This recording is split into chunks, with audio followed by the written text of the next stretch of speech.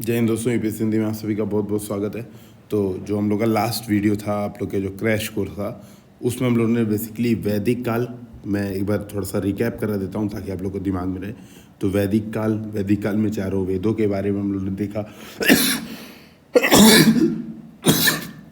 संहिताएं, ब्राह्मण, इन सभी चीज़ों के बारे में हम लोग एक टर्म समझते चले गए। ठीक है, जो सीधे सीधे क्वेश्चन पूछते हैं, जो सीधे सीधे डिफ्रेंशिएट करके क्वेश्चन बनते हैं, उसी फॉर्मेट में हम लोग करते हुए चले गए थे। हम लोग ने अंततः जाते हुए धर्मों के बारे में अध्ययन किया था, धर्मों एवं दर्शनों के बारे में, और हम लोग ने इसमें प्रमुख जैन, बौद्ध, शैव और वैष्णव, इनका भी अध्ययन आखिरी वीडियो में कर लिया था। ठीक है, बेसिकली क्रैश कोर्स के हिसाब से तो उन्होंने इन सारी चीज़ों को देख लिया था।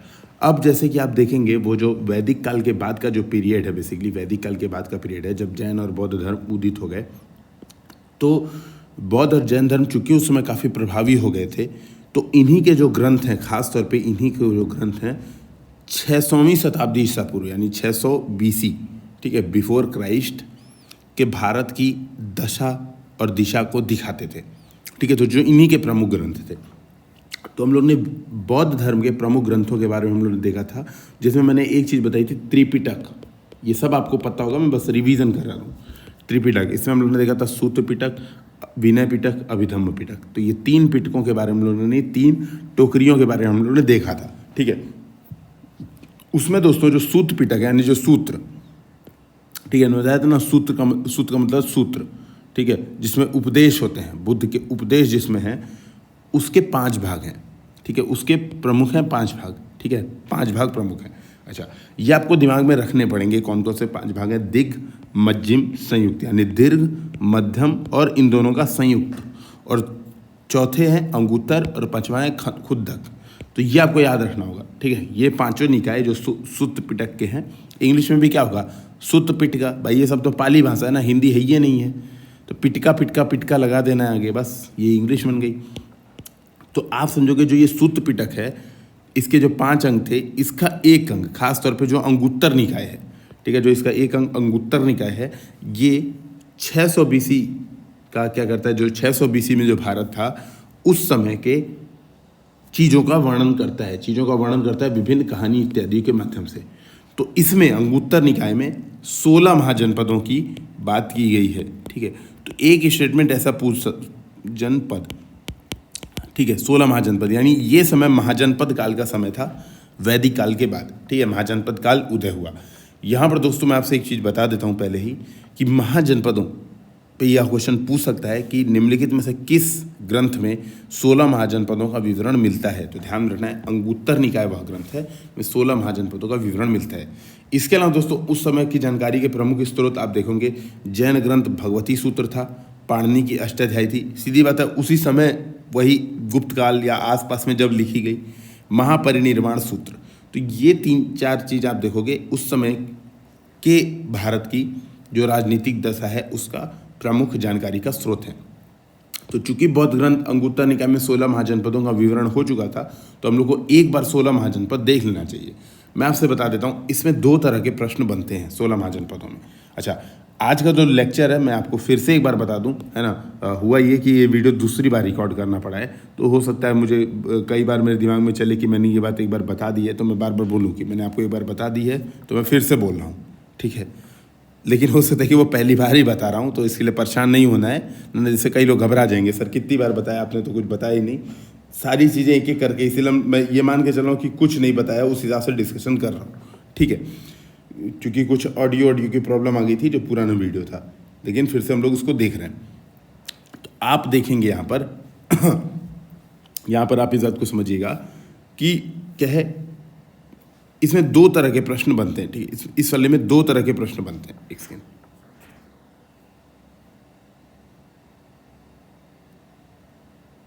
यही माइक ऑन था कि नहीं, एक बार फिर से चेक कर ले रहा हूँ, नहीं तो वही प्रॉब्लम होती है। ठीक है, माइक ऑन था, कोई समस्या नहीं है। तो आप देखेंगे 2 तरह के प्रश्न बनते हैं। एक, जो 16 महाजनपद थे उनकी बाउंड्रीज, तो आप देखेंगे पश्चिम और उत्तर में जो सबसे बड़ी मतलब सबसे फारदेस्ट है, मतलब सबसे किनारे है। तो आप देखिए ये चीज़ पश्चिम भी है, ठीक है, अगर ये लाइन बनाऊँ, और ये चीज़ उत्तर भी है, ये लाइन बनाऊँ, तो वो कौन सा महाजनपद है? कंबोज महाजनपद है, ठीक है। तो कंबोज महाजनपद क्या है? पश्चिम भी है और उत्तर भी है, ये इंपॉर्टेंट है, मतलब नॉर्थ भी है और वेस्ट भी है, ठीक है। इसके बाद अंग देखेंगे आप, सबसे पूर्वी यानी सबसे ईस्टर्न जो महाजनपद है वो अंग है। इसके अलावा अश्मक, तो अश्मक आप देखेंगे ये है सबसे साउदर्न यानी सबसे दक्षिणी महाजनपद। तो ये 3 महाजनपद तो एटलीस्ट आपके दिमाग में होना ही चाहिए, ठीक है, 3 महाजनपद आपके दिमाग में होना चाहिए। तो आप देखिए एक ये क्वेश्चन बन गया जो नॉर्थ ईस्ट वेस्ट साउथ है। इसके अलावा एक क्वेश्चन ये बन जाता है जो इंपॉर्टेंट महाजनपद हैं उनकी वर्तमान लोकेशन से रिलेटेड यह प्रश्न एक बन जाता है। हालांकि बहुत कम चांस है, फिर से कहूँगा आज जो हम लोग लेक्चर देखने वाले हैं बहुत कम चांस है कि इससे एग्जाम में प्रश्न आए, बहुत कम, मिनिमम चांस है कि इससे एग्जाम में प्रश्न आए। यूपीएससी में तो लगभग न के बराबर चांस है, यूपीपीसीएस में एक आध क्वेश्चन आ सकता है, ठीक है, फिर भी हम लोग इसको देखेंगे। तो आप देखोगे 6, इसीलिए मैं बहुत ज़्यादा डिटेल में चीज़ों को घुसूंगा नहीं, अंदर नहीं बढ़ूंगा। जो क्वेश्चंस आते हैं केवल वहीं अगल बगल जो पूछे जाते हैं, जो टेस्ट सीरीज में क्वेश्चंस आते हैं, जो हम लोग भी टेस्ट सीरीज में देते हैं, उस टाइप के क्वेश्चंस ही मैं यहाँ पे डिस्कशन करके आगे बढ़ूंगा। तो आप देखेंगे टोटल 5 महाजनपद आपको दिमाग में रखने हैं। अंग, ठीक है, तो अंग ये वर्तमान के भागलपुर में है, आप देख पाओ भागलपुर बिहार सबसे पूर्वी यानी सबसे ईस्टर्न महाजनपद है, ठीक है। इसकी राजधानी हुई करती थी चंपा चमेली, है ना। फिर 13वां कंबोज, पुंछ, मतलब इसकी राजधानी क्या थी? पुंछ, वर्तमान के राजौरी और हाजरा रीजन कश्मीर में है। फिर अश्मक, इसकी राजधानी थी प्रतिष्ठान यानी पैठन, ये कहाँ पर थी? महाराष्ट्र में, गोदावरी के किनारे है। वज्जी, राजधानी थी उस समय वैशाली, अभी भी वैशाली है, तो आप देखो वज्जी वैशाली, है ना, ये देखो। फिर है मल, क्योंकि यहीं पे बुद्ध मरे थे, ठीक है, बुद्ध का जो महापरिनिर्वाण हुआ था यहीं पे होता। मल, कुशीनारा यानी कुशीनगर, वर्तमान में भी कुशीनगर यानी देवरिया और आसपास का रीजन। तो आप देख पाओगे ये 16 महाजनपद आपको दिखेंगे। इसके प्रमुख महाजनपद आपके सामने यहाँ पे हैं। इसमें मैं एक चीज़ और ऐड कर दूँ दिमाग में कि पूछने को तो कुछ भी पूछ सकता है कि कुरु कहाँ था, पंचाल कहाँ था, सब पूछ सकता है। तो आप रीड चाहो तो सारा एक बार कर लो, ठीक है। टेस्ट सीरीज में तो पूछेगा ही पूछेगा, लेकिन एग्जाम में जो मुझे इंपॉर्टेंट लगा मैंने यहाँ पर बता दिया। तो ये 16 महाजनपद आप देखोगे वैदिक काल के बाद उदित हुए। अब सीधी बात है, सब अगल बगल होंगे, सबकी राजनीतिक इच्छा शक्ति बनेगी, आपस में लड़ाई करेंगे, और आपस में लड़ाई करेंगे तो एक कोई ना कोई इसमें से शक्तिशाली बन के उभरेगा, एक शक्तिशाली बन के उभरेगा। तो वही जो शक्तिशाली बन के उभरेगा उन्हीं की कहानी अभी हम लोग को देखनी है। जल्दी से हम लोग आगे बढ़ते हैं। तो यहाँ पर आप देखेंगे इंपॉर्टेंट फैक्ट जो 2 हैं कि बुद्ध काल का सबसे बड़ा और शक्तिशाली जो गण राज्य था, यानी जब बुद्ध थे तब, ठीक है, गणराज्य, उसमें सीधे थे, गणों का शासन चलता था, तो वैशाली था। लेकिन धीरे धीरे ये महाजनपद के रूप में बना ना, वैशाली उस समय महाजनपद नहीं था, गणराज्य था। धीरे धीरे महाजनपदों के रूप में 16 महाजनपदों का उदय हुआ, ठीक है। तो कौन सबसे शक्तिशाली बना? मगध आप आसपास के रीजन में सबसे शक्तिशाली बना। लेकिन बुद्ध काल का सबसे शक्तिशाली गणराज्य कौन था? वैशाली, ठीक है। पुराणों के अनुसार मगध पर शासन करने वाला पहला राजवंश कौन था? वृहद्रथ वंश। ये कौन कह रहा है? पुराण कह रहे हैं, जो भारत के पुराण हैं, ठीक है, वो कह रहे हैं कि भैया वृहद्रथ वंश ने मगध पर पहली बार शासन किया। ये 2 इंपॉर्टेंट चीज़ आपको दिमाग में रखनी है। तो अब मैंने बताया कि 16 महाजनपद में आपस में लड़ाई की, ठीक है, 16 महाजनपद में आपस में लड़ाई की, और उसमें फेमस कौन सा हुआ? मगध सबसे फेमस हुआ। अब देखो यहाँ पर बहुत सारी चीज़ें यहाँ पर बताया हुआ है, बुद्धकालीन प्रमुख गणराज्य, है ना, ये बताया हुआ है, और 2 राजधानी वाले महाजनपद बताए हुए हैं। मेरे हिसाब से ये बहुत इंपॉर्टेंट नहीं है, ठीक है। तो हम लोग आगे बढ़ेंगे। रीडिंग चाहो तो कर लेना, क्योंकि अब कितना याद रखो, सबसे पहले फैक्ट फैक्ट फैक्ट फैक्ट, इतने फैक्ट्स हैं। अब यहाँ पे देखो लाइन से बता दिया है कि हरियांक वंश, तो चेतक का विवाह चेलना के साथ, है ना। अब ये महाकोशला के साथ कहाँ याद होगा ये सब? क्षेमा के साथ। अब पूछ भी देगा तो तुक्का मार देना, क्या कर सकते हो आप, समझो हमारी एक लिमिटेशन है ना भाई, हम सारा फैक्ट तो याद कर नहीं सकते हैं। तो मैंने फिर से कहा कि जो हम लोग यहाँ पे डिस्कशन कर रहे हैं ना क्रैश कोर्स में से 95% क्वेश्चंस इस किताब से पूछेंगे, इसके अगल बगल के सोर्स से पूछेंगे, आप टैकल कर ले जाओगे, क्योंकि मैंने यहाँ पे बोला होगा। 5% क्वेश्चन हो सकता है कि कोने में कहीं पे छूट जाए, मैं इतना वेटेज लेके चल रहा हूँ, ठीक है।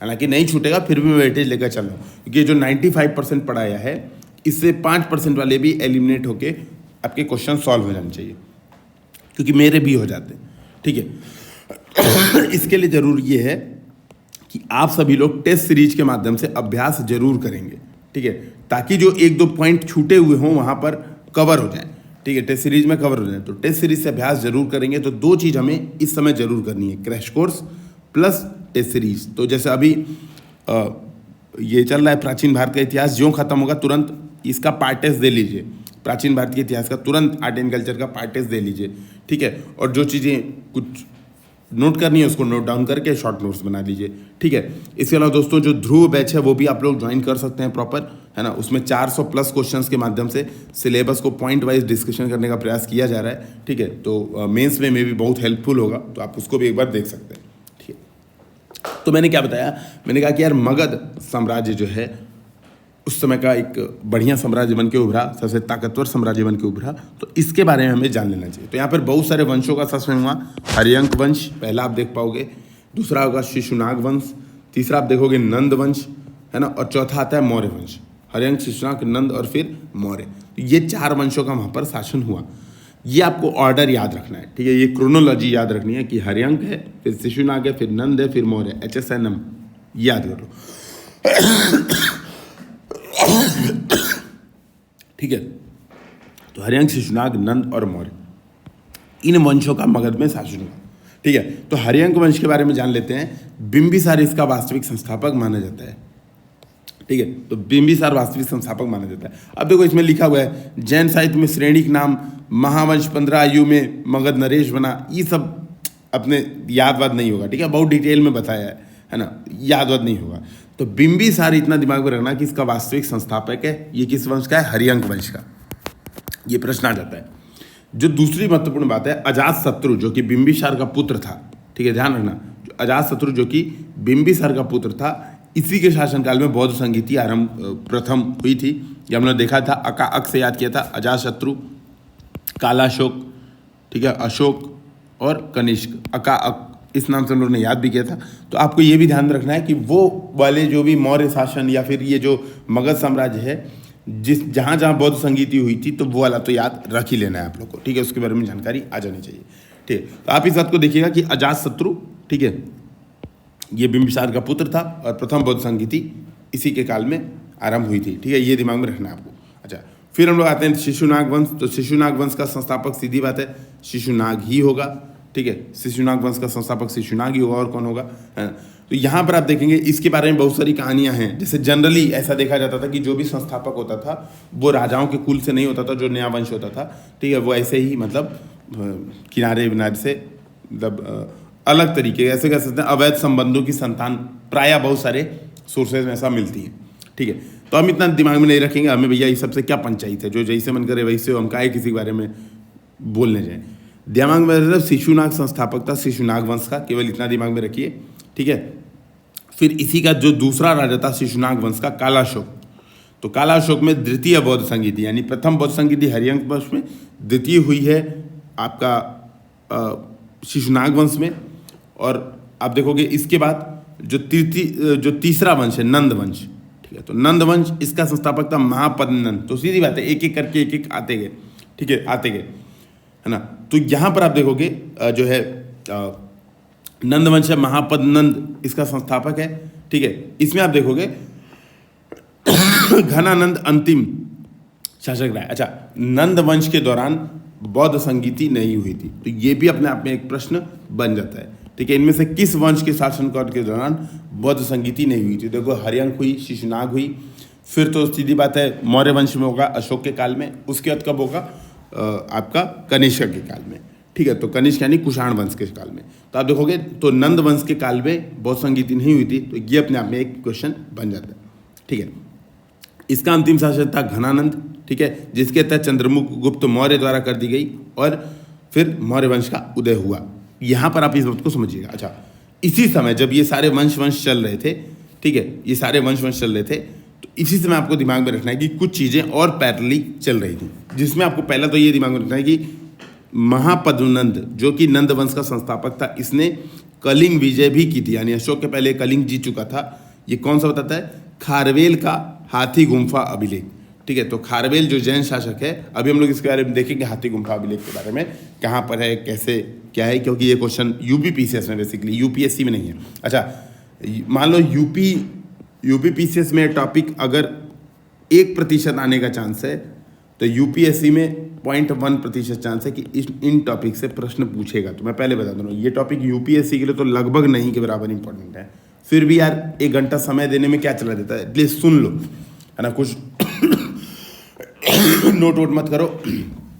ऐसा गला खराब हो गया है ठंडी में यार, थोड़ा भी इधर उधर का लापरवाही कर दो तुरंत गला बैठ जाता है, ठीक है। तो आप इस बात को समझिएगा, मेरे कहने का मतलब है कि लगभग नहीं के बराबर इंपॉर्टेंट है, फिर भी क्या पता हमारा ही भाग्य खराब हो, है ना, बाकी सबका सही हो। तो यहाँ पर इस बात को समझिए कि कलिंग विजय का जो स्रोत है वो खारवेल है। इसमें हम लोग एक चीज़ और देखेंगे, जब यही शासन चल रहे थे तो यहाँ पर सिक्के आ जाते हैं इंपॉर्टेंट। सिक्कों के जो देखिए इतिहास के स्रोत बहुत सारे होते हैं, आप इस बात को थोड़ा समझने की कोशिश करिएगा। बहुत सारे स्रोत होते हैं, जिसमें एक तो ये बहुत सारे ग्रंथ हैं, धार्मिक ग्रंथ हैं, धर्मनिरपेक्ष बहुत सारे ग्रंथ होंगे, ठीक है, कहानियाँ होंगी, लोक कथाएँ होंगी उस समय की, ठीक है। आप देखोगे अभिलेख होते हैं, इंस्क्रिप्शंस होते हैं, इतिहास को जानने के बहुत सारे स्रोत होते हैं, ठीक है। इसी प्रकार का एक स्रोत है सिक्का, जो कॉइन्स, और इसके अध्ययन को बोलते हैं हम लोग न्यूमिस्मेटिक्स, ठीक है, न्यूमिस्मेटिक्स। और ये अपने आप में एक क्वेश्चन बनता है कि सिक्कों का अध्ययन क्या कहलाता है, 1 2 3 4। तो न्यूमिस्मेटिक ये दिमाग में आपको रखना पड़ेगा, ये यूपीपीसीएस में अपने आप में एक प्रश्न बनता है। अच्छा, अब क्यों ये इंपॉर्टेंट है, क्योंकि इसी दौरान मौर्य काल के बीच में ही भारत के प्राचीनतम सिक्कों का प्रारंभ हुआ है। यानी जो कॉइन भारत में जो कॉइन मिलते हैं पहली बार इसी महाजनपद काल के बाद, जब मगध साम्राज्य उदित हुआ, है ना, और इसके भी मौर्य साम्राज्य में पहली बार ये मिलता है भारत में सिक्के।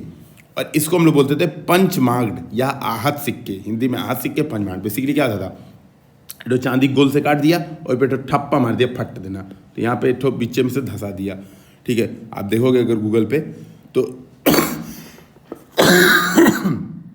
है ना, आपको दिखेगा पंचमार्क सिक्के, ठीक है। मैंने कुछ चीज़ें यहाँ पे गूगल करके रखी हैं ताकि आप लोग को चीज़ें दिख जाए। तो ये आपको दिखेगा पंचमार्क कॉइन, देख पा रहे हो आप, ये क्या क्या है, ये लिया है अब मार दिया, धड़ देना, ठप्पा। बेसिकली जो हम लोग के यहाँ पेड़ा बनता है इसी तरह से, पंचमार्क पेड़ा। जैसे क्या होता था, पहले मम्मी पेड़ा बनाती थी, अब तो बहुत दिन से बनाती नहीं है।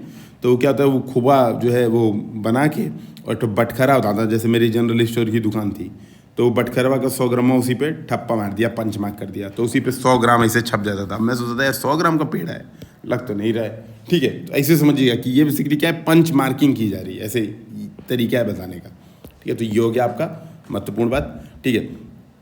यहाँ पर देखेंगे तो यहाँ पर ना इसी काल के दौरान की कुछ इंपॉर्टेंट चीज़ें हैं। तो जब ये काल भारत में चल रहा था, ठीक है, जब ये काल भारत में चल रहा था तो बहुत सारी चीज़ें साथ साथ में हो रही थी, ठीक है। यानी मौर्य वंश के पहले, अब देखो मौर्य वंश के पहले कुछ घटनाएं और भारत में घटी थी। खास तौर पे बहुत सारे आक्रमण हुए थे जब यही सब, जब हरियंक वंश, शिशुनाग वंश, नंद वंश का शासन था, तो बहुत सारे आक्रमण हुए थे। तो एक आक्रमण होता ईरानी, ठीक है, और दूसरा होता यूनानी। 2 आक्रमण प्रमुख हैं, ईरानी आक्रमण दारा प्रथम के द्वारा और यूनानी सिकंदर के द्वारा।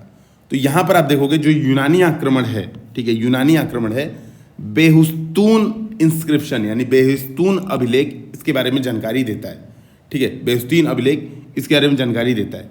तो ये क्या कहता है बेहुस्तून अभिलेख, ठीक है, हेरोडोटस का भी विवरण देता है, ठीक है। दिमाग में रखिए, हेरोडोटस आपको पता होगा, ये बहुत फेमस जियोग्राफर है, हम लोग इतिहास का जनक मानते हैं इनको, ठीक है। तो हेरोडोटस, और ये जियोग्राफर भी थे उस समय के, सारी जो भी मैपिंग का काम करते रहते थे।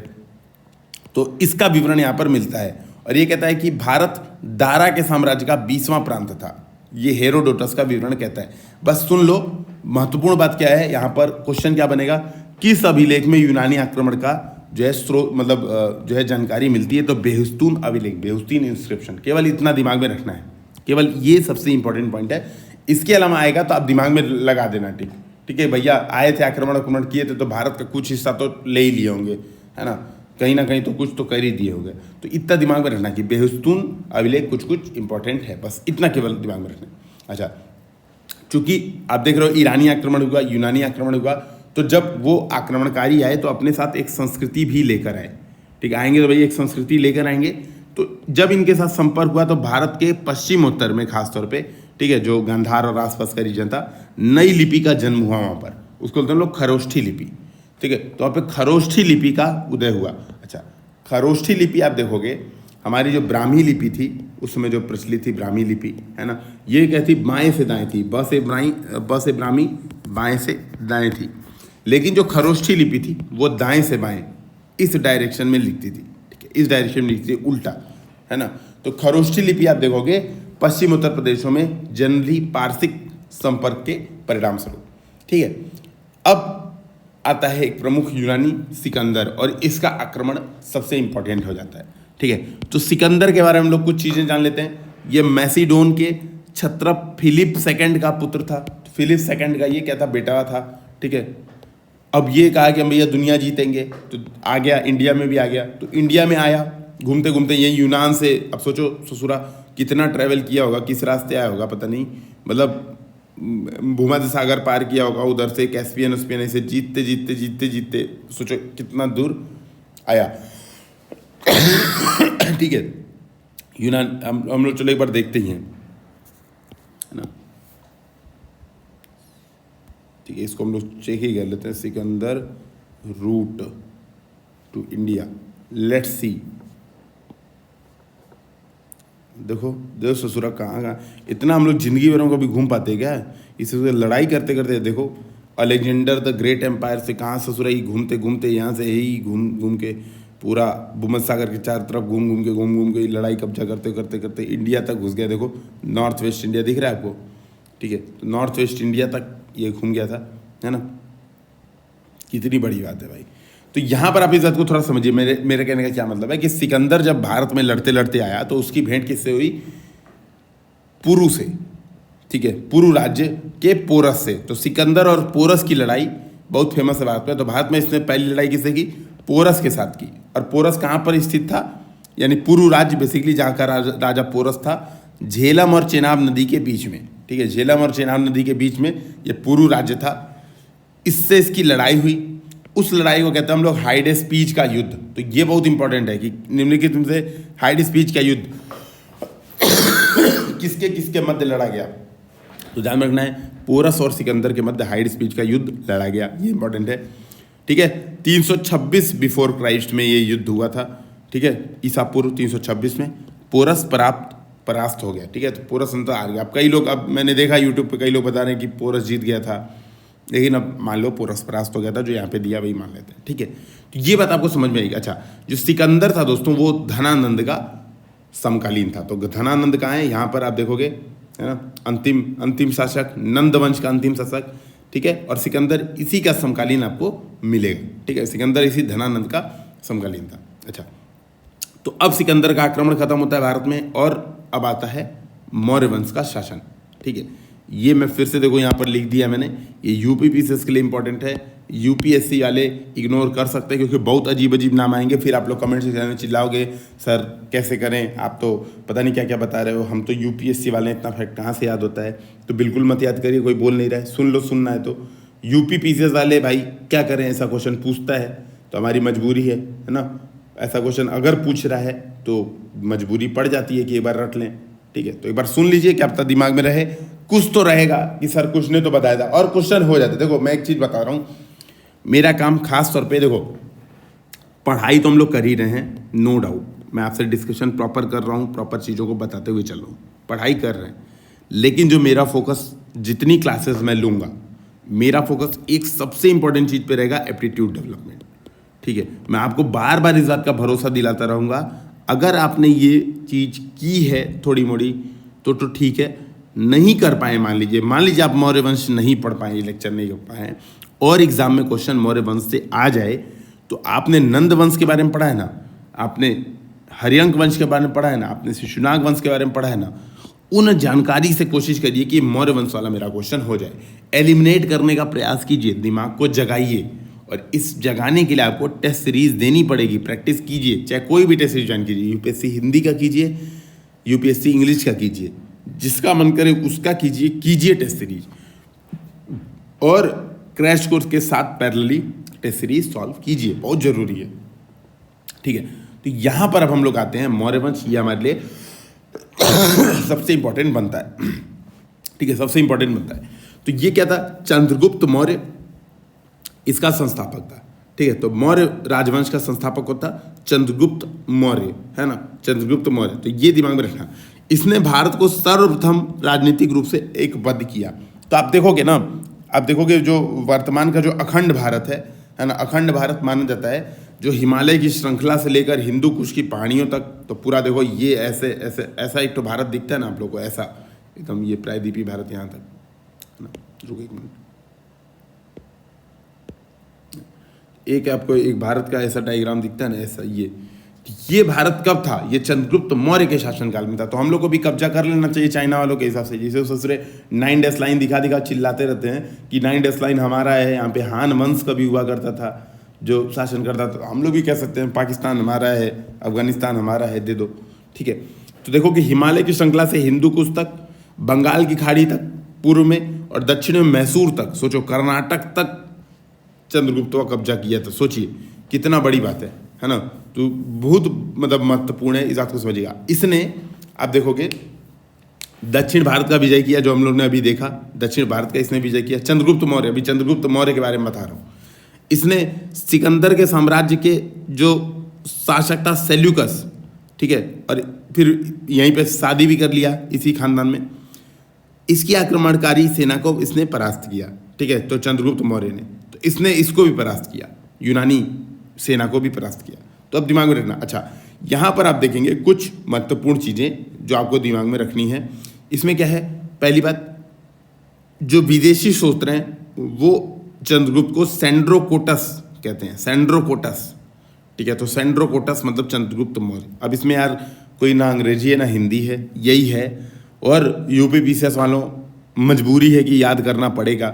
सेंड्रोकोटस नाम से प्रसिद्ध कौन था, मिलता जुलता भी लगना है, सेंड्रो मतलब चंद्र, कोटस मतलब गुप्त, तो चंद्रगुप्त ऐसे दिमाग में रखिए, ठीक है। एंड्रोकोटस भी स्वीकार जाता था, जो ससुर और नहीं बोल पाते थे, सेंड्रो चंद्रगुप्त को बोलते थे चंद्र सेंड्र, तो सेंड्र बोलते बोलते एटोकोनो आइलस बोले एंड्र, तो मार के मुँह फोड़ दिया होगा, ससुरे नाम बिगाड़ रहे हो, रुको, है ना, मेरे सर तो पक्का फोड़ देता।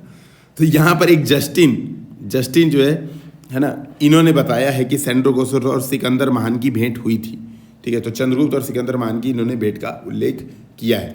ये सब महत्वपूर्ण नहीं है, सेंड्रोकोटस नाम दिमाग में रख लीजिए कि ये चंद्रगुप्त को कहते थे। अभी हम लोग नाम आखिरी में देखेंगे, 2-3 नंबर बहुत महत्वपूर्ण है, ठीक है।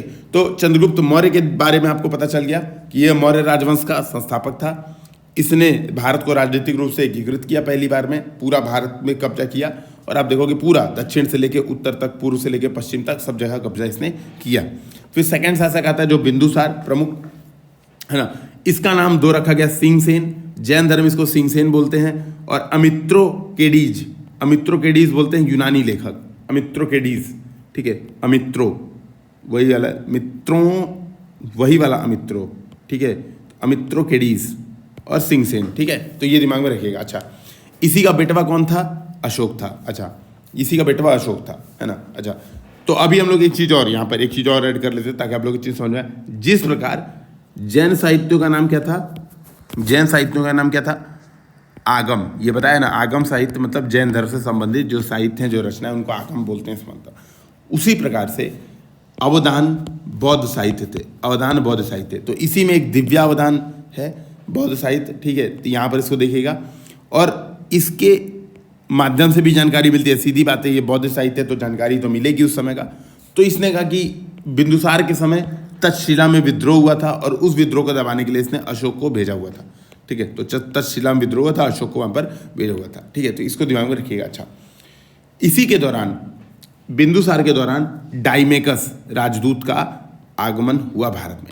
ये भी बहुत महत्वपूर्ण चीज़ है यूपीपीसीएस के लिए, ठीक है, कि डाइमेकस राजदूत डाइमेकस भारत में किसके शासनकाल के दौरान आया, तो बिंदुसार के शासनकाल के दौरान आया। और ये किसका था, सीरिया के राजा एंटियोकस का राजदूत था, ठीक है। तो सीरिया के राजा एंटियोकस, अब इनके नाम अजीब अजीब हैं, आपको सर याद नहीं हो रहा है, मजबूरी है भाई, हम क्या कर सकते हैं, सर क्या कर सकते हैं, एग्जाम में क्वेश्चन आएगा, सर को गरियाना मत, तो मत याद करो, सर भी याद नहीं करते, मैं आपको पहले बता दे रहा हूँ क्लियर, देखो मुझे अपनी औकात पता है, मैं अपनी औकात से बाहर के काम नहीं करता हूँ। मुझे सीधे दिखता है कि यार ये चीज़ मेरी औकात के बाहर है तो मैं पढ़ के नहीं जाता हूँ। हाँ, एग्जाम में क्वेश्चन आया तो मान लो डाईमेकस आया और मेरे दिमाग में ट्राईमेकस चल रहा है तो मैं ट्राईमेकस टिक करके आ जाता हूँ। गलत तो गलत, सही तो सही, क्या कर सकते हैं। कुछ लॉजिक लगाने का प्रयास वहीं पर करता हूँ। जैसे अभी आप लोगों को पढ़ाया है ना, तो मान लीजिए एग्जाम देने जाऊँगा अगर गया तो मतलब जो भी है, अब आप लोग इसके बारे में मत चर्चा करने लगे सर आप एग्जाम दे रहे हैं कि नहीं दे रहे हैं। सर को जो देना था दे दिए, बता रहा हूँ, तरीका बता रहा हूँ, ये समझिए। तो डाईमेकस ट्राईमेकस ऐसा कोई आए ना तो कुछ लॉजिक सोचना है कि यार कहीं तो सुना था, कुछ तो पढ़ा था। तो ऐसे एक बार सुन लिया, पढ़ लिया, काम चला लो। काम चलाने आना चाहिए इस क्वेश्चन को, क्योंकि इसके पीछे जो ईजी वाले जो सेक्शंस हैं, जो ईजी वाली जो चीज़ें, जो पॉलिटी करंट अफेयर्स, वो हमारा छूट जाएगा। तो इसीलिए ये चीज़ें क्रैश कोर्स से कर लो, बस काम खत्म। ठीक है, इस बारे में दोबारा से ये नहीं कि ले जाना। अब कई लोग क्या करेंगे, उत्साहित हो जाएंगे, RS शर्मा खरीद लेंगे, पढ़ लेंगे। फिर RS शर्मा नहीं समझ में आएगा तो तमिलनाडु बोर्ड की किताब पढ़ लेंगे, है ना। जब ये क्वेश्चन आना एक और आप पढ़ रहे हैं किताब अनेक, तो क्या मतलब है। ये तो फालतूगिरी है भाई। आपके पास टाइम है, इस तरह एक बार लक्ष्मीकांत पढ़ लो, दोबारा रिवीजन कर लो, उससे 20 क्वेश्चन आने हैं। ठीक है, तो सिंपल सी बात है, कहाँ पे हमें कॉस्ट बेनिफिट एनालिसिस ज़्यादा मिल रहा है, कहाँ पे हम कम मेहनत पे ज़्यादा क्वेश्चन सही कर पा रहे हैं, हमें फोकस वहाँ पे करना चाहिए। यहाँ पे नाम इनके अजीब अजीब हैं, थोड़ा सा बेसिकली इधर उधर की बातें करने का यही मतलब है, आपको ब्रेक मिल जाए, थोड़ा आपके दिमाग को स्थिरता मिल जाए। अजीब अजीब नाम है, क्या कर सकते हैं। तो बिंदुसार का नाम अमित्रोकेडीज, सेन इसको जैन धर्मों में, जैन ग्रंथों में बोला गया। स्ट्रैबो कहते हैं कि इसी के दौरान सीरिया के राजा एंटियोकस का राजदूत डाईमेकस आया। तो एंटियोकस का राजदूत डाईमेकस कब आया था, अमित्रोकेडीज के शासनकाल में। अब मैं आज से बिंदुसार का नाम अमित्रोकेडीज और चंद्रगुप्त को मैं बोलूँगा सेंड्रोकोटस। ठीक है, तो किसी का नाम अगर चंद्रगुप्त रहेगा आप लोग में से तो बताएगा मैं उसको सेंड्रोकोटस करके, ठीक है, अवबोधन करूँगा उसका। ठीक है, तो ये दिमाग में रखिएगा। फिर तो डायनोसिस आया, कितना याद रखेंगे, पता नहीं क्या क्या, डायलिसिस, क्या क्या नाम है ससुरों का, है ना। तो ये दिमाग में रखिएगा। तो बिंदुसार जो है इसके शासनकाल में डाईमेकस आया, ये काफ़ी फेमस था। अब आते हैं हम लोग अगले जो प्रमुख शासन है वो है सम्राट अशोक। ठीक है, तो सम्राट अशोक के बारे में हम लोग दिमाग में अब रखते हैं। ठीक है, पहले हम लोग इसके बारे में जानकारी देख लेते हैं, फिर यहाँ पे जो एक काम की चीज़ होगी वहाँ पे हम लोग देख लेंगे। ठीक है, तो सम्राट अशोक के शासनकाल में हम लोग देखते हैं। ठीक है, तो ये जो है इसका जो राजाभिषेक हुआ वो 269 ईसा पूर्व में, यानी बिफोर क्राइस्ट में इसका राजाभिषेक हुआ। ये शायद तो आप लोग डेट दिमाग में रख सकते हैं। 269 ईसा पूर्व में इसका राजाभिषेक हुआ। किसका बेटवा था ये, बिंदुसार का बेटवा था। ठीक है, सीधी बात है, बिंदुसार का बेटा था। अच्छा, ये मौर्य वंश का मतलब आप कह सकते हो, देखो चंद्रगुप्त मौर्य तो है ही भाई, इसने स्थापना की और भारत को सबसे बड़ा बनाया, लेकिन अशोक को और इंपॉर्टेंट मानते। क्यों, क्योंकि इसने अभिलेख बनाए, इसने स्तंभ लेख लिखे बहुत ज़्यादा। ठीक है, इसने अपने खूब प्रचार प्रसार किया धर्म का बेसिकली धर्म है ना, तो धर्म का खूब ज़्यादा प्रसार किया इसने। इस वजह से ये एक सबसे ज़्यादा फेमस, सबसे ज़्यादा प्रसिद्ध राजा बन के उभरा। ठीक है, सबसे ज़्यादा प्रसिद्ध राजा बन के उभरा। बौद्ध धर्म की तीसरी संगीति इसके शासनकाल में ही हुई। ठीक है, इसके शासनकाल में हुई। अच्छा, जो बौद्ध ग्रंथ हैं दीपवंश और महावंश, ठीक है, जो बौद्ध ग्रंथ हैं इसमें बताया गया है कि अशोक को बौद्ध धर्म में दीक्षित किया गया है। ठीक है, तो इन ग्रंथों में, बौद्ध धर्म ग्रंथों में बताया गया है। ठीक है, जो अवदान ग्रंथ है उसमें भी बताया गया है। नाम सब में अलग अलग लिखा है, याद नहीं करिए, बस इतना दिमाग में रखिए कि बौद्ध ग्रंथों में ये मिलता है कि अशोक को बौद्ध जो है धर्म में शामिल किया गया था। ठीक है, ये दिमाग में आपको रखना है। अच्छा, तो ये जो अशोक है, ठीक है, अशोक के बारे में आपको पता चल गया कि कब राजा बना। ठीक है, राजाभिषेक कब हुआ, राजा कब बना, ये सब आपको बखैती पता चल गई। बौद्ध धर्म की तीसरी संगीति भी इसके काल में हुई थी। अब दिमाग रखना है आपको, अच्छा एक चीज़ और, जब अपना पिता का शासन चल रहा था, तो पिता का शासन चल रहा था तो पिता इसको कहीं भेजे होंगे कि एक बार तुम यहाँ का शासन करो। तो पिता बिंदुसार के शासनकाल में यह अवंती का उपराजा था। अवंती मतलब उज्जैनी। ठीक है, उज्जैन जो वर्तमान में मध्य प्रदेश में जो उज्जैन है, जहाँ पे विकास दुबे पकड़ा गया, वही है ना, ऐसे ही बता रहा हूँ सीधे, विकास दुबे पकड़ा गया तो वहीं का वो उपराजा था। ये दिमाग में चाहे तो रख सकते हैं। तो इसके बारे में जो सम्राट अशोक हैं, इसके बारे में जो जानकारी का स्रोत है दोस्तों, वो कई सारे हैं। गुफाओं में लेख हैं, शिलालेख हैं, यानी इंस्क्रिप्शंस मिलते हैं आपको। ठीक है, पेट्रोग्लाफ्स मिलते हैं और स्तंभ लेख मिलते हैं आपको। ठीक है, पिलर पे इंस्क्रिप्शंस आपको मिलते हैं। अच्छा, जो इनके स्तंभ हैं ये अपने आप में आर्ट एंड कल्चर का एक इंपॉर्टेंट क्वेश्चन है। ठीक है, जो अशोक के स्तंभ थे, ये दिमाग में रखिएगा, अशोक के स्तंभ थे वह लगभग 40 फीट इनकी ऊंचाई थी। ठीक है, 4 भागों में बने थे और चुनार के बलुआ पत्थर में से। तो आपको च दिखाई दे रहा है, च ऐसे, ये याद करने का तरीका है। चुनार के बलुआ पत्थरों से, ठीक है, तो दिमाग में रखिए, बलुआ पत्थरों से लगभग 40 फीट ऊंचे 4 भागों में विभक्त अशोक के स्तंभ थे, ठीक है, अशोक के स्तंभ थे। तो कैसे कैसे थे, तो ये देखिए बेसिकली वो 4 भाग क्या है, एक तो ये नीचे वाला जो सिलेंडर है ना, जो सिलेंडर है, जो स्तंभ हुआ है, इसके ऊपर क्या लगता था, इसके ऊपर लगता था आपका एक तो कमल है ना, एक तो कमल जो वर्तमान में एक राजनीतिक पार्टी वोट भी मांगती है। इसके ऊपर था एक शीर्ष, ठीक है, इसके ऊपर एक था शीर्ष, और इसके ऊपर होते थे पशु या ये शेर मान लीजिएगा, जो 4 वाला शेर है, सारनाथ स्तंभ मैंने आपके सामने बना लिया, दिख रहा है ना आपको, 4 पार्ट में ये स्तंभ बंधे थे। तो मैं मान रहा हूँ, अब कई लोग क्या करेंगे, एग्जाम में क्वेश्चन आ गया मेन सेंस में, तो ये डायग्राम बना के आएंगे, अरे मूर्खों नंबर कटेगा, ऐसा हरकत मत करना, ठीक है। तो ये शेर मान लो, यहाँ पे एक शेर है 4 ठो, ठीक है, 3 ठो इस साइड से दिख रहे हैं, और बना ही देता हूँ डायग्राम, तो ये ताकि आप लोग बोर नहीं होगे, ठीक है। तो ये शेर यहाँ पर दिख रहे हैं। तो ये बात समझिएगा कि अशोक के स्तंभों के बारे में अपने आप पे एक प्रश्न बन जाता है, वो मैंने यहाँ पर आपको बता दिया। तो इसके बहुत सारे स्तंभ लेख मिलते हैं, बहुत सारे शिलालेख मिलते हैं। शिलालेखों में कौन कौन सी भाषाएं थी, ये कुछ कुछ इंपॉर्टेंट हो जाता है। तो जो शिलालेख हैं ये 8 स्थानों से प्राप्त हुए थे, अधिकांशतः प्राकृत भाषा लेकिन ब्राह्मी लिपि में लिखे गए थे। तो ध्यान रखिए, भाषा प्राकृत थी, लिपि ब्राह्मी थी, ठीक है। स्तंभ लेख है ना, स्तंभ लेख मिलते हैं बहुत सारे, ठीक है। और एक जो स्तंभ लेख है बैराट, जो बैराट में स्थित स्तंभ लेख है, वहां पर अशोक ने स्वयं को मगध सम्राट बोला है कि मगध सम्राट अशोक हूं मैं, ठीक है। तो ये कुछ जो अशोक के काल के जानकारी के स्रोत हैं, ठीक है। तो ये बहुत महत्वपूर्ण है, ये बात समझिएगा। अब यहाँ पर हम लोग कुछ कुछ बातें देखते हैं, ठीक है, जो इंपॉर्टेंट है। जैसे कलिंग युद्ध इंपॉर्टेंट है, देखो तो सम्राट अशोक के जीवन की कुछ घटनाएं हम लोग देख लेते हैं। जैसे कलिंग युद्ध बहुत इंपॉर्टेंट है। इसके बाद आप देखोगे ऐसा बताया गया कि इसने जो है बहुत सारे राजाओं के साथ, उसी समय के जो राजा हैं उनके साथ मैत्रीपूर्ण संबंध बताए गए। तो बेसिकली इन शिलालेखों में जो कुछ महत्वपूर्ण जानकारी मिली है सम्राट अशोक के बारे में, हम लोग उसके बारे में देखेंगे, ठीक है।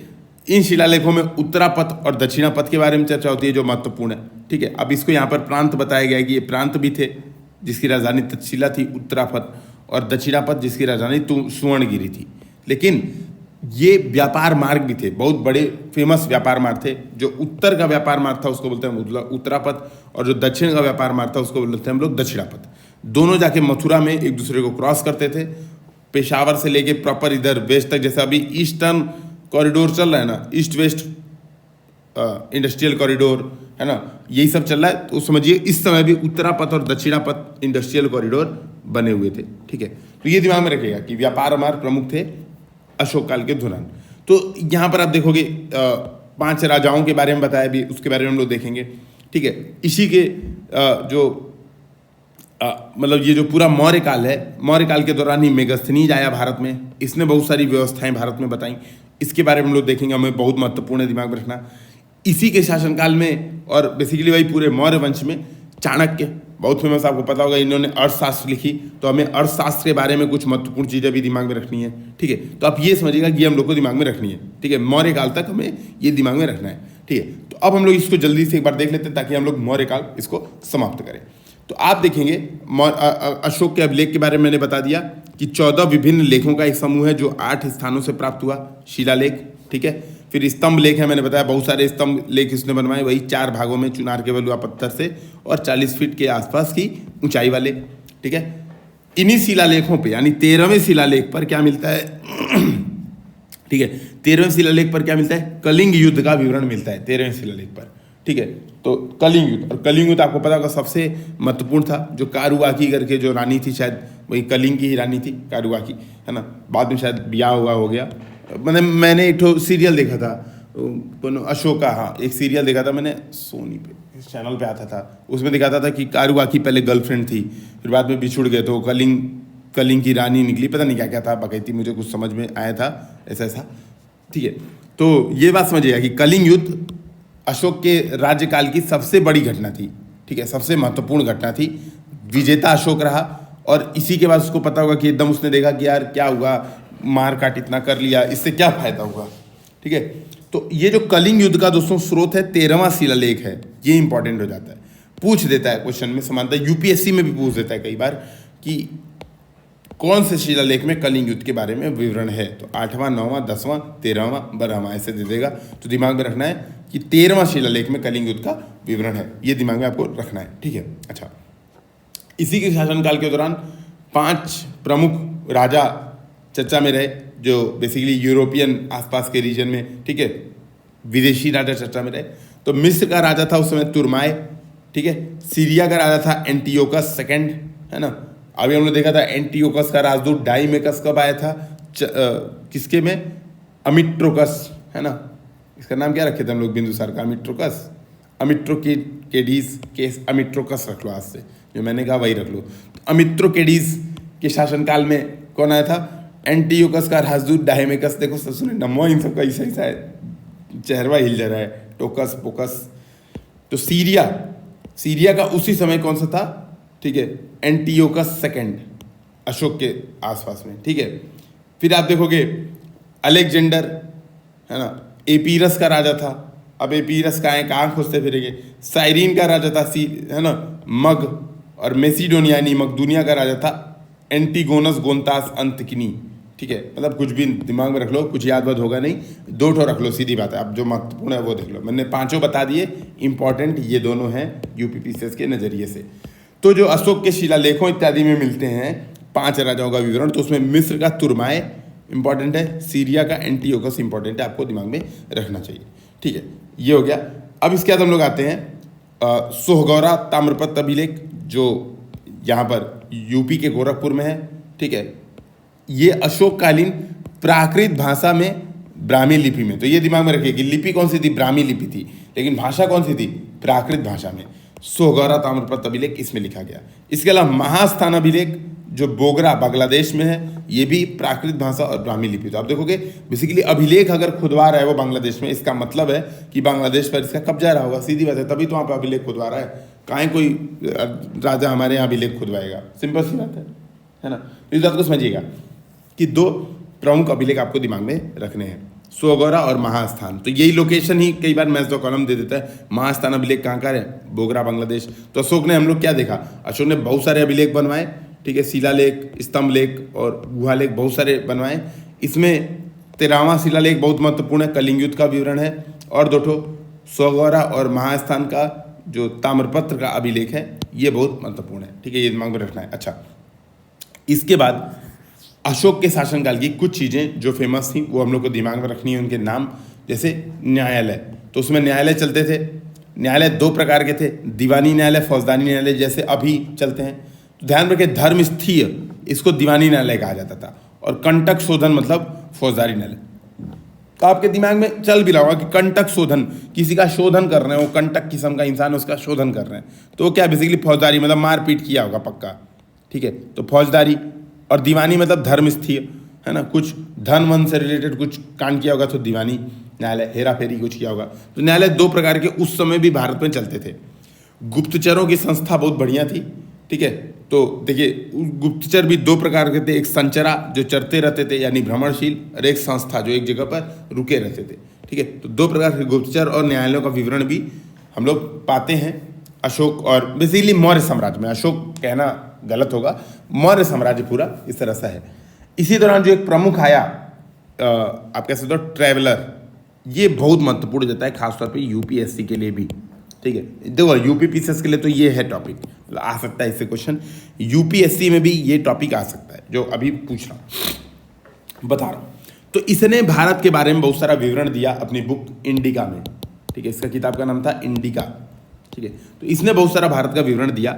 इसने बताया कि भैया, ठीक है, इसने बताया कि पाटलिपुत्र नगर का प्रशासन 6 समितियां, यानी इसने समितियों की चर्चा की। तो पहली बात इसने क्या की, विभिन्न समितियों की चर्चा की है मेगस्थनीज ने। उसने बताया ये समितियां 30 सदस्य थीं, 6 समितियां टोटल बनी थी अलग अलग कामों के लिए। तो आप देखोगे कुछ महत्वपूर्ण काम, ठीक है, कुछ महत्वपूर्ण काम, है ना, देखोगे, है ना, ये देखो 5 सदस्य प्रत्येक समिति में रहते थे, तो 6 गुणे 5 यानी 30, तो टोटल 30 सदस्यों वाली 6 समितियों द्वारा पाटलिपुत्र नगर का प्रशासन देखा जाता था।